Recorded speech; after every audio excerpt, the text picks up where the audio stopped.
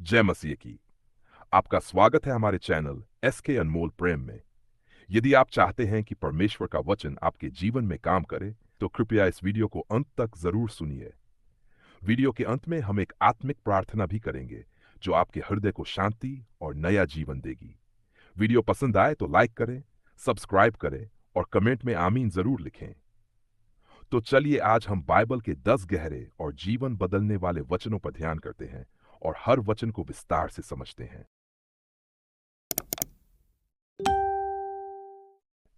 वचन 1, मत्ती अध्याय 5 वचन 3। धन्य है वे जो मन के दीन है, क्योंकि स्वर्ग का राज्य उन्हीं का है। व्याख्या। इस वचन में मन के दीन यानी विनम्र और आत्मिक रूप से गरीब लोगों की बात हो रही है।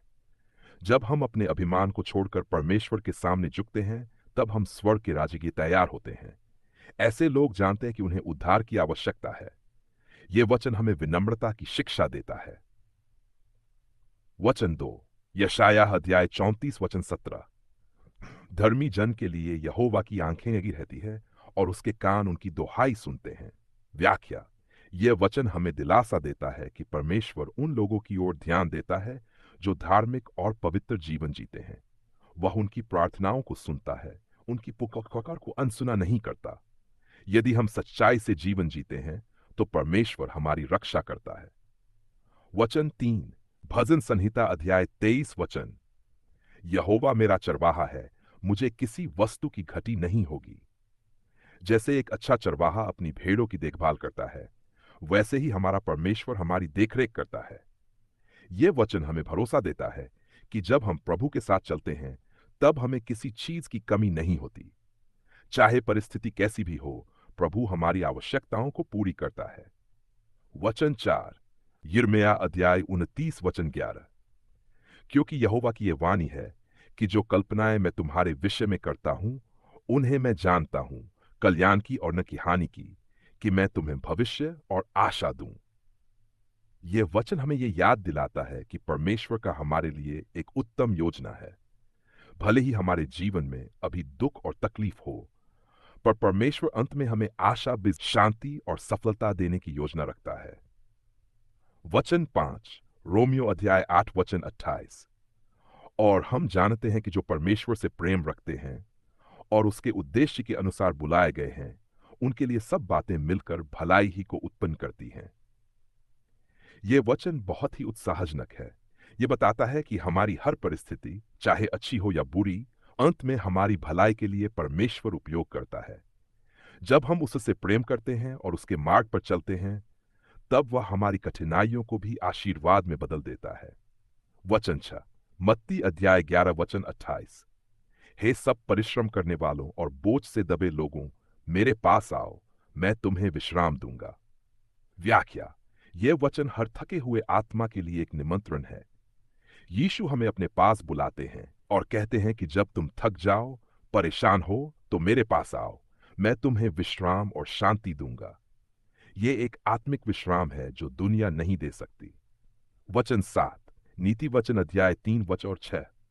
तू अपनी समझ का सहारा न लेना, वरन संपूर्ण मन से यहोवा पर भरोसा रखना। उसी को स्मरण कर और वह तेरे मार्ग को सीधा करेगा।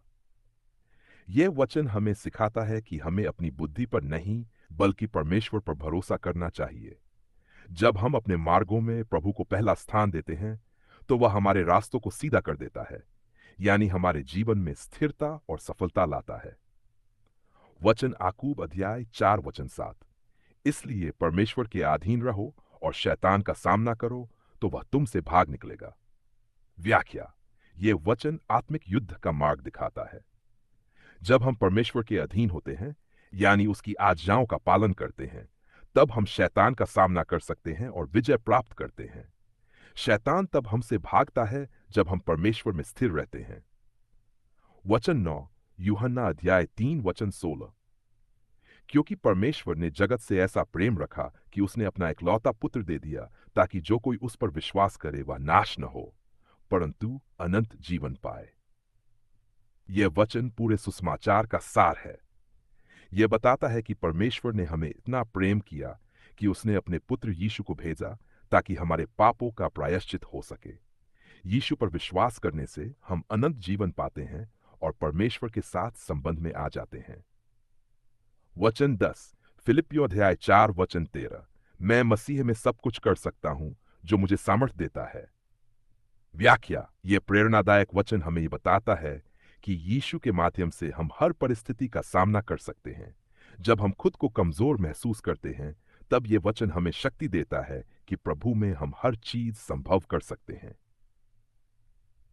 निष्कर्ष, इन 10 वचनों में एक गहरा संदेश छिपा है। परमेश्वर हमारे साथ है, वह हमें सुनता है, हमारी चिंता करता है और हमारी भलाई के लिए योजना बनाता है। हमें बस उसे अपने जीवन में पहला स्थान देना है। हर वचन अपने आप में एक जीवन बदलने वाली शक्ति रखता है। बस आवश्यकता है विश्वास करने और उसे अपने जीवन में उतारने की। हे स्वर्गीय पिता, हम तेरा धन्यवाद करते हैं कि तूने हमें अपने वचनों से सच्चाई और आशा प्रदान की। प्रभु, हम चाहते हैं कि ये वचन हमारे जीवन में जीवित और प्रभावी हो। हमारे हृदय को तेरे वचनों के अनुसार बदल और हमें अपनी आत्मा से भर दे, ताकि हम तुझ में दृढ़ बने रहें। जो भी भाई बहन आज ये वचन सुन रहे हैं, उन पर तेरी आशीष हो। उनकी जरूरतें पूरी कर, उनके घावों को भर और उन्हें अपने प्रेम से ढांप दे। प्रभु यीशु के नाम में मांगते हैं, आमीन।